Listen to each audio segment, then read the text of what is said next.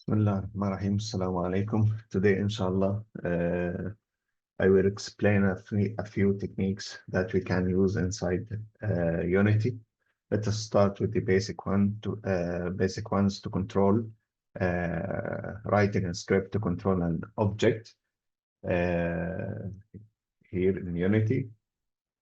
First of all, let me create a 2D shape, an shape. Let me create a square. Give it a number, color, sorry. Change the scale a little bit, and then move it and put it here. Now let me create a new script. Right click, create, and then scripting and mono behavior script. Let us call it once form one.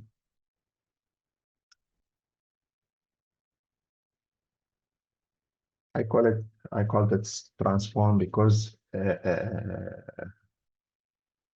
we will learn how to control the transformers, the transform attribute for an object. These transform attributes are here inside the transform window. The basic transformers like the position, the rotation, and the scale.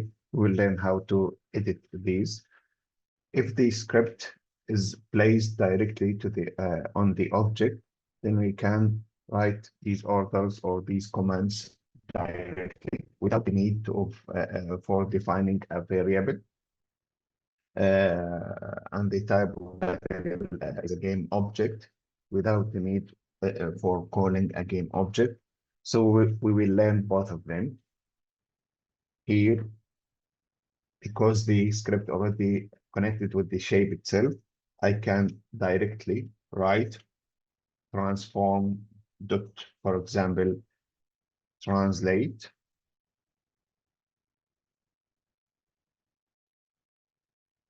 And here I need to open a parentheses 0, 0, 0, and I need to close the parentheses.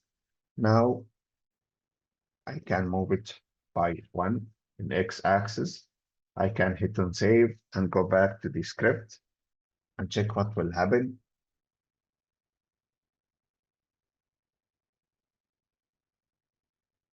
If I click on play,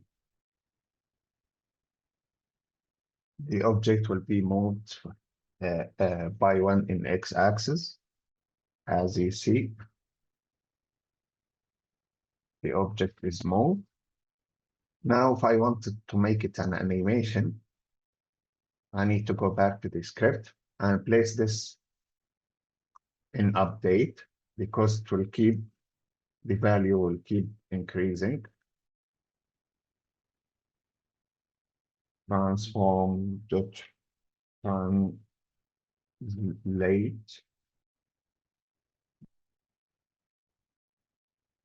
Let's put a small value, 0.1, f course, comma 0, comma 0.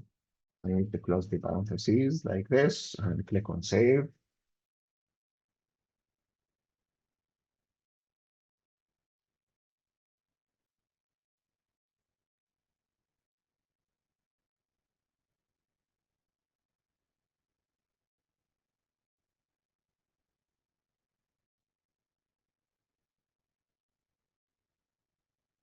The object will be moving because the value will keep increasing. Because as I said before, anything we put inside the update, the codes will keep repeating.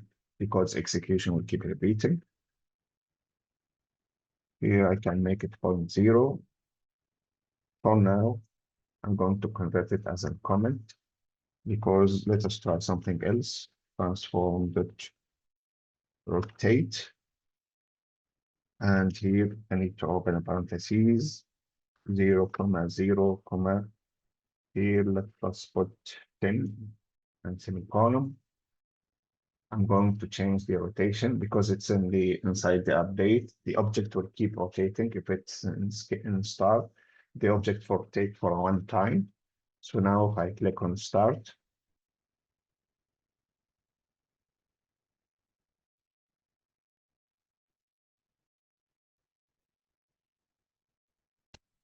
let me put the object inside.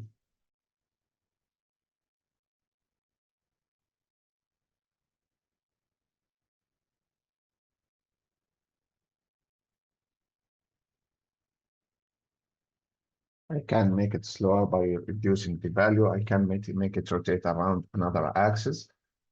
You can try that. Now let's learn how to do the scale. Transform dot local scale, because we have a scale that we use for another purpose. Here we need to define a new vector. Vector 3, two parentheses, and between them 0, 0, and at the end semicolon. The scale, by using a vector 3, the values will be replaced. So even if the code inside the update, the value will not be increasing. So the value of the scale will be changed and not replaced and increased if we put it on the update. Let me make it font 1. If I'm going to change the scale in all axes to keep it as a square. Let me click on save and go back here.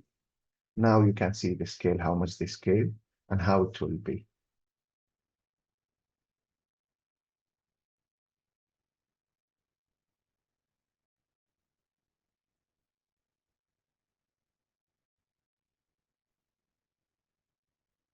You can see that the scale is changed.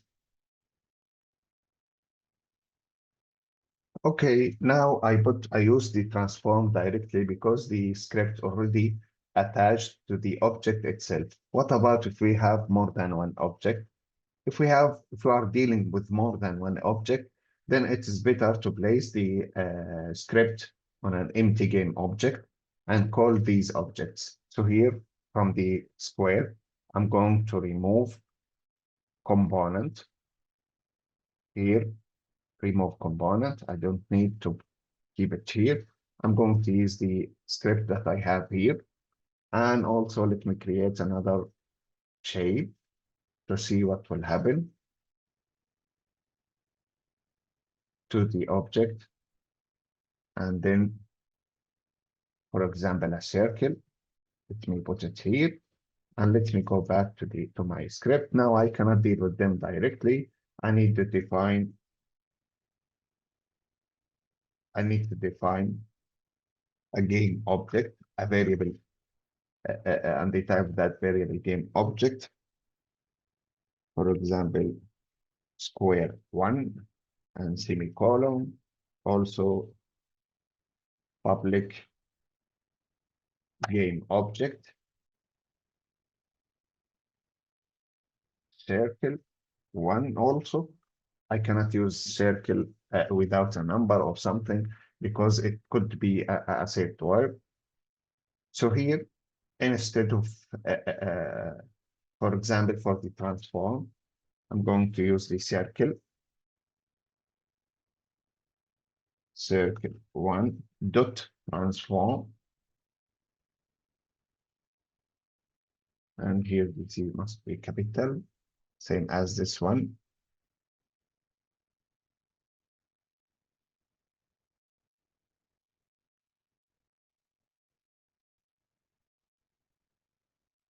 And for the rotation, for example, I can put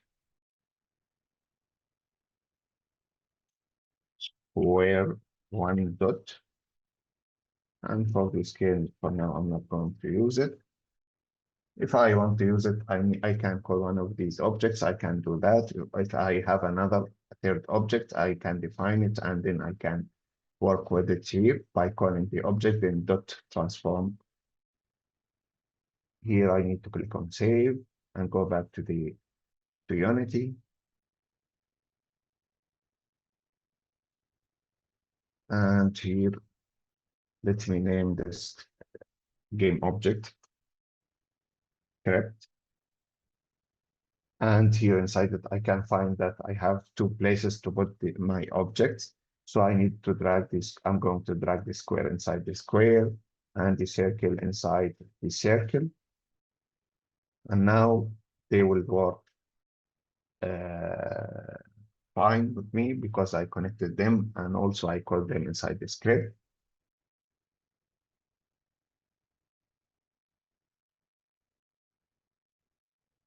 As you see, it works. It worked fine. And that's about how to deal with the transform attributes by using the script. Another thing that I will explain today is how to set an object active or to hide an object by using the something called SetActive. How to do that? Here I will go back inside the script. I'm going to define a new variable here,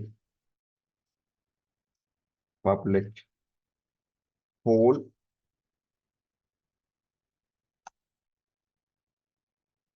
Let me name it test.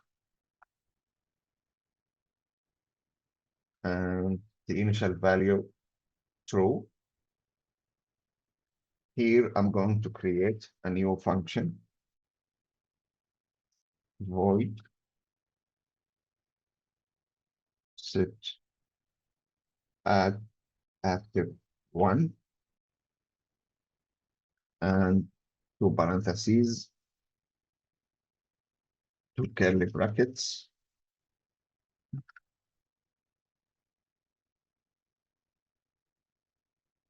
And also I need to make it public.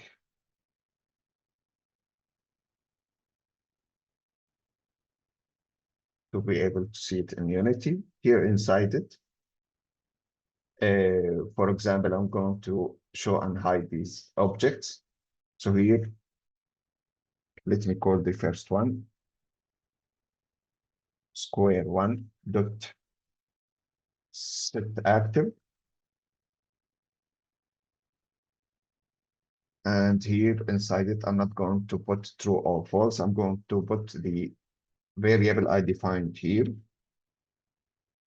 test, and below it, I'm going to use something we use for testing, for checking, which is the if statement. If test equal true,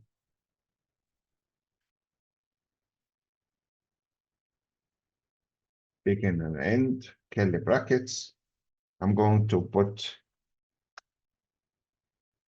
test equal false because I want to change the value of x. I'm planning to do that to make the to use the same button to show and hide the object. So how to do that? If the test is true, then the object, whenever I click on the object will be, if it's true, then the object will hide.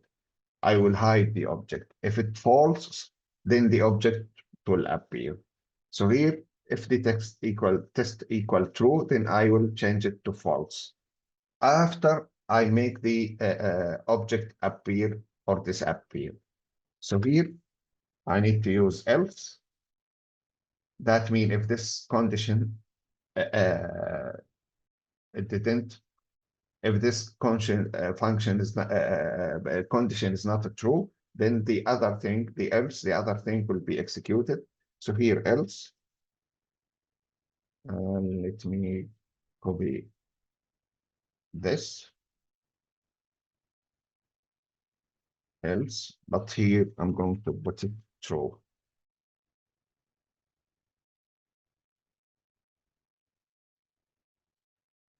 That means I'm going to flip. I'm going to inverse the test variable. And as I said, I'm going to use that to use a single button to show and hide an object. So here, let me click on save and go back to Unity. Now I can go to object, game object, and then UI to create a button text mesh pro. I need to click on import for the first time. And after that, I can adjust the button based on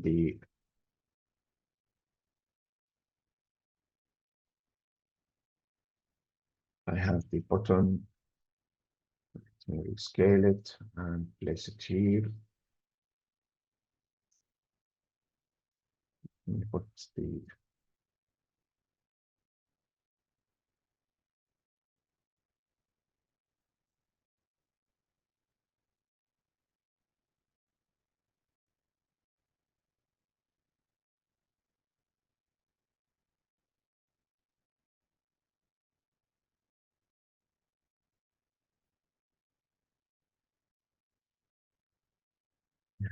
button. I can put it here.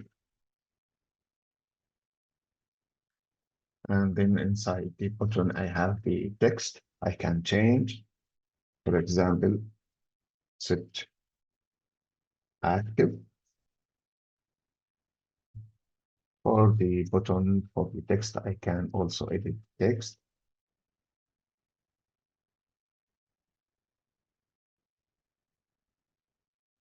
And also I can change the button, the style normal. I can put it like this.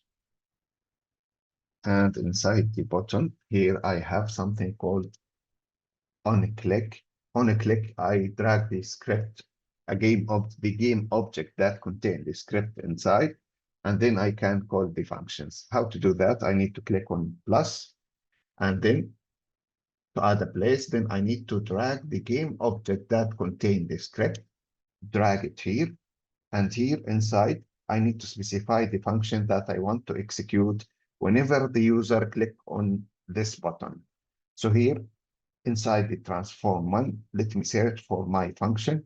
My function name inside the script is SetActive1. You can see it here. I have function called SetActive1. And now in the button, I specify this function. So this function will show and hide the certain object that I wrote, or whatever I did inside that function will be executed. What I did, I used the set function.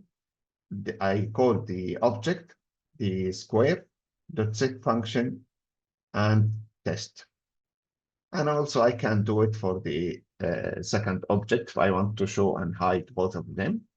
I can do it here, and instead of the square, I can put the circle. And remember, I put the test, not true or false, to be able to change the value inside these by using the if statement. If it's true, after showing or hiding an object, the objects, I will change it to false. If it's false, I will change it to true. And here,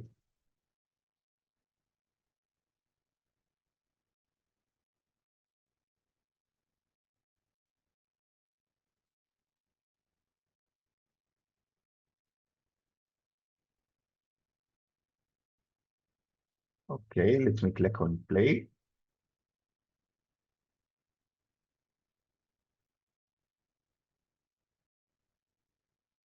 Now I have them. I can click show and hide them as you see. Same button. You can see here inside the hierarchy. I can show and hide them. The circle will not appear because now it is out of the scene. But as you see, I can use the same button to show and hide these objects. And as I said, we can use the buttons for many purposes. Okay, that's it for today, and see you next class, inshallah.